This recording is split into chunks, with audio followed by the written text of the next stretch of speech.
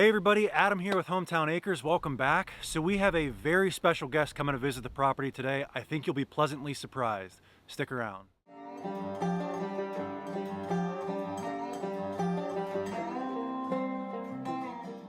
All right, he's here pulling in. Looks like he's got the dump trailer loaded up with him too. I hope he makes it up the driveway, all right? I plowed it out this morning, but there's still a little base layer of snow underneath there. I think he'll be all right as long as he puts it in four-wheel drive. Any last minute guesses on who it is? Anybody recognize that truck yet?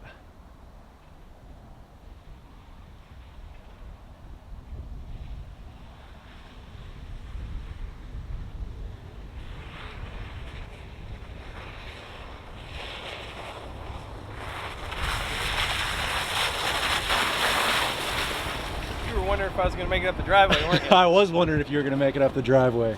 Yeah, no problem. All right, so that is the big reveal there. Mike Morgan from Outdoors of the Morgans is coming to visit us today. I stopped to pick up some IBC totes, and Adam, you're about half hour from where I was just at, so if you're going to come up and say hi. Yeah, nice place you have here, very nice. Thank you. All right, Mike, so now that you're here, I was thinking we might spend a little time with the Easton-made Axis, split a little bit of wood, and then maybe take a little cruise in the Polaris Ranger and show you what your influence has bought me here. Let's do that. Yeah, that sounds good. I haven't been near a Easton-made. I want to check this thing out. Yep. So this is the Easton-made Axis? Yeah, this is the Axis. I had the 1222 for about 10 months, which is pretty comparable to your Wolfridge 22C. Is that what it's called? You know, horizontal machine, adjustable 4-way, 6-way, multiple wedges, log lift. And I will say that I would much rather have this machine here than a horizontal machine, just because I sell bundle wood, and a single, you can size it with that. Yeah, you get much more precision with a single knife, and this is actually only a 14-ton log splitter. There's not a whole lot of power to it, but it's got a super fast cycle time, and because it's so much faster, you can work around those knots a little easier. Right. It's just not as likely to jam. I get questions all the time about, would I rather have this one or the horizontal machine? And you know, my needs are not what everybody else's needs are. For me, this is perfect for me, but that's not to say that a horizontal machine isn't for everybody. And I thought, in talking with Chris from Wolf Ridge, I have a 6-way wedge and a 4-way wedge. I thought I'd use the 6-way all the time. I don't. I use the 4-way almost all the time. You know what I mean? If I have a round that's 15, 16 inches in diameter, I just pick it up off the deck just a little, take 2 off the bottom, and then, you know, quarter the other 2 pieces. But the 6-way, it has to be just a perfect size log for that. You know what I mean? And I use the 4-way all the time. But I could see where this would work well for, like you say, bundle wood. You can just size each piece. Yeah. What's the cycle time?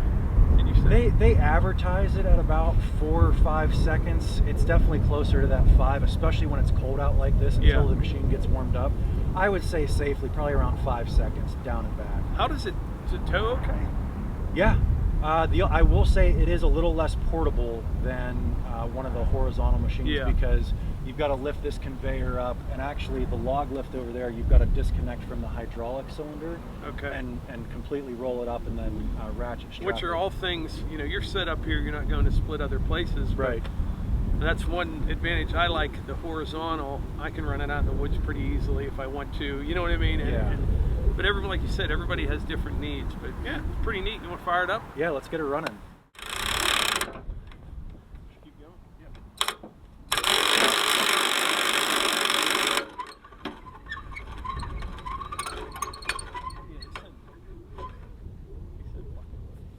Yeah, I saw that.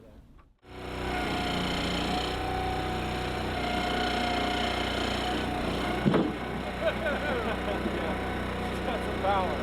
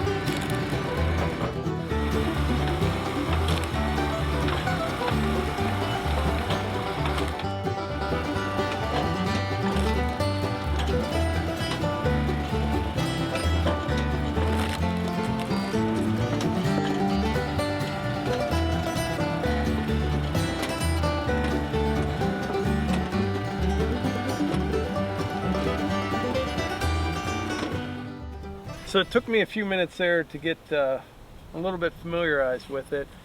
What I was doing there at first was kind of, breaking them up, separating everything out. But if you keep that log in place, you can go pretty quick.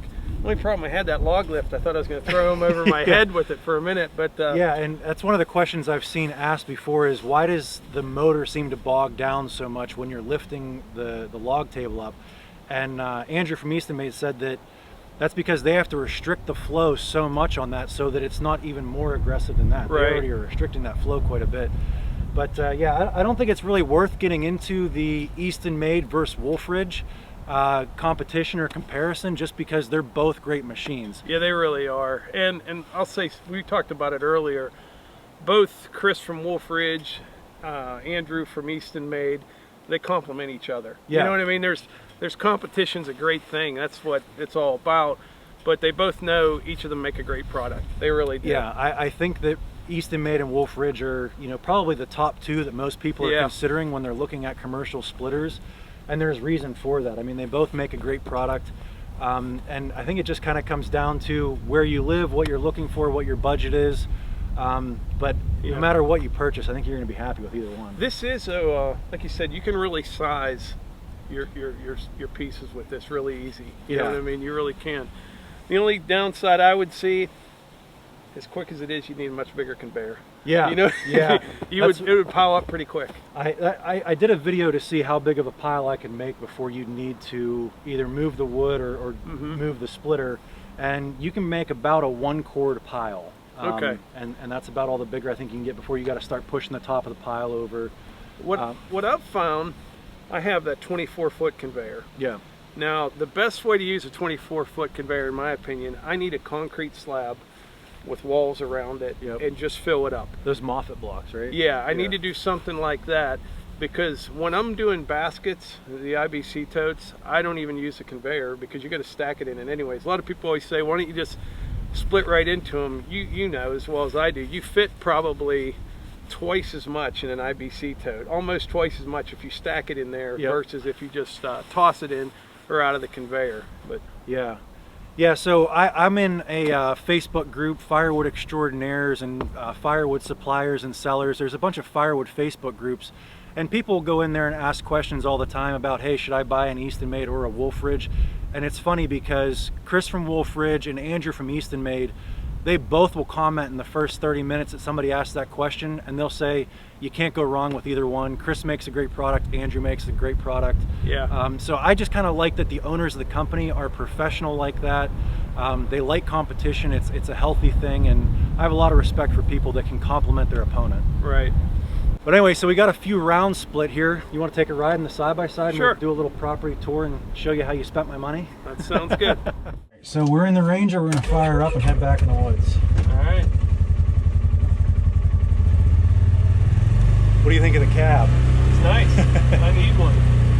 Yeah, a cab this time of the year is a pretty nice thing to have. Put her in 4-wheel drive.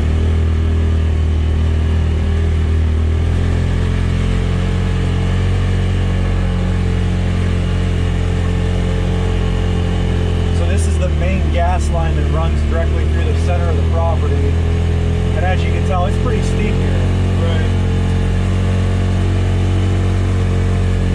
Cab would be nice. This is a necessity. The windshield, absolutely. Yeah, when you're trying to plow snow or something, you at least have to have a windshield. Yeah. I used to plow. I had some commercial accounts, and I had the cab skid loader, with heat and AC, and you could plow on a sweatshirt. And there was another guy down the street doing a lot. And the guy, an open cab skid loader, you know what I mean, in the middle of the night. I'm like, oh, you would die. It sounds miserable. It's cool. So this area here is where we've got quite a bit of red oak trees, and a lot of them are what I would call like teenager red oak trees. Yeah. We'll stop up here and get out and take a look, but we've got a lot of nice trees that are going to be some nice lumber one day. Yeah.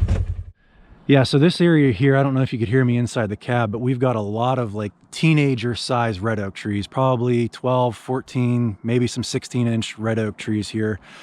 What do you think? How much longer until you throw these on the Wood Miser? Well, red oak's going to take a while. Yeah. Red oak's definitely going to take a while, but these are nice trees. You got some nice straight ones here, and you're a young guy, so you'll sort of reap the benefits of these. But I'm 29. Hopefully by the time I'm 49, I've got a sawmill in the works. That one, I don't know if you remember a while back, I had a big red oak that fell over in our pond, and they're funny because that one there, I was guessing it to be like 150 years old, and it was literally only like 90 years old. That was the one you used the 880 on, right? Yeah. Yeah. Some of them grow a little bit quicker, but the ones in the denser woods and stuff will grow a lot slower. You know what I mean? But yeah. And there's such a, I look in the hardwoods that 18-inch or bigger. You know what I mean? You can get plenty of lumber out of a 15-inch log or something, but boy, when you start getting 16, 18-inch diameter bigger, and a lot of people don't realize you need to cut the center out of those. You know what I mean? The pines, the softwoods, you can plain saw right through them, use all that for siding. It's because I always get the comments that should have been on the sawmill, not for firewood. But if you like a 12-inch log, by the time you take a 4x4 out of the center, get the bark off it, you're not getting a lot of lumber. Now I know you always talk about turning blanks. Have you done anything with that yet? We'll be doing that next year. Okay. Especially the cherry. A lot of these guys out west really like the and cherry. Is the center of the log good for turning blanks? No, you wouldn't use it for turning blanks. Crack and check and Yeah. everything else. You don't have a lot of cherry here. No, I mean there's one right down there, a small one. There's a couple. We have a lot of grapevines. That's one thing I need to work on this winter, is cutting down some grapevines back here. I've done a couple of videos on it in the past, proper forest management. It's just, I mean, like, finding time to do this kind of stuff. And especially when you're talking 30 acres of woods, cutting grapevines on 30 acres is kind of daunting. Quite a bit farther north than I am, but boy, if you ever go up to like Kane, Pennsylvania, there, well, boy, the cherry up there is just, it's unbelievable. Up there in that Allegheny Plateau, beautiful stuff. And I never really got a good answer on what makes it so good, but the color's good. The trees just grow straight and huge, but I think it has something to do with the elevation, the climate, and then right underneath the soil is like a seam of sand rock on that Allegheny Plateau, and it's just, because cherry will grow anywhere, but it's just perfect up there. Yeah. Good stuff. It's funny. So I call this Oak Grove here, and it's just weird how things work out, where you've got a patch of oak trees, then you've got a patch of maple trees, and then you got a patch of hemlocks, and it's just funny how the forest grows up. But, and how I always get the comments, people asking why I don't replant trees. Yep. In a video just the other day, I mentioned an area, it was basically a field when I was a child. You know what I mean? Yeah. And there's maples and cherries almost as big as some of these oaks in there now. Yeah. And nobody ever planted them. It just, that's how it works. Yeah. Yeah. Yeah, this property was timbered in 2006, not clear cut by any means, but it was harvested, and I mean, you wouldn't know it today except for to see a couple of tree stumps that are rotted here and there. All right, well, anyway, let's hop back in the cab and we'll see what else we can find.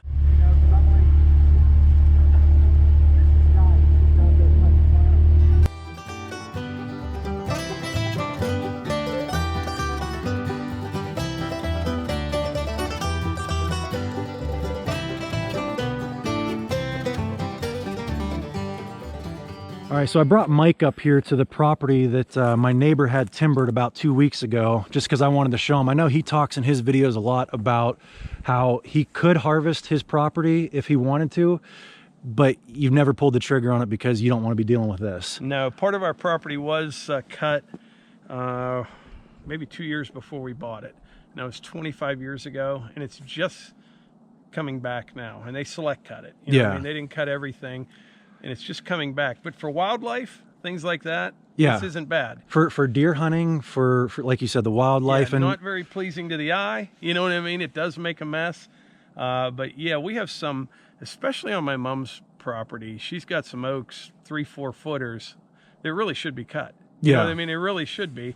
But it's going to take down 6 or 8 other trees every time one's dropped, and it's just going to make a big mess. And they've got to get heavy equipment back there. Yeah, and the money's just not the what it looks like now is more important than what you get for it. You know what I mean? The aesthetics of the property. And well, because anytime somebody comes and visits, you do stuff like this. You take them for a little ride, and you want the property to look nice and not look like it's all been torn apart.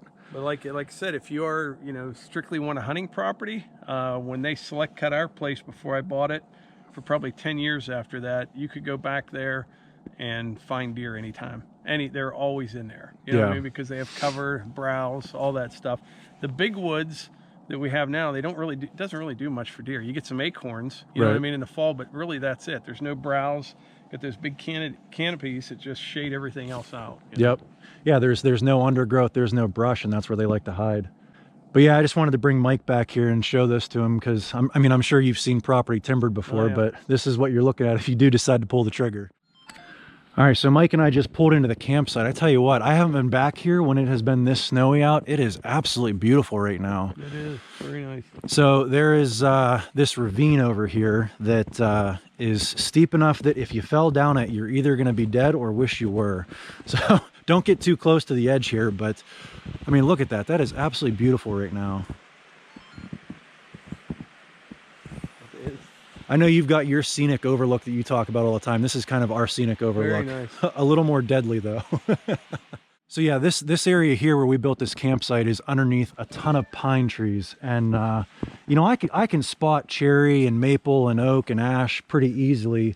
But when it comes to softwoods, I have a real hard time identifying what the different species are. And I know you mill those red oak or the red pine. The red pine. Yeah, red pine's easy to tell from the bark.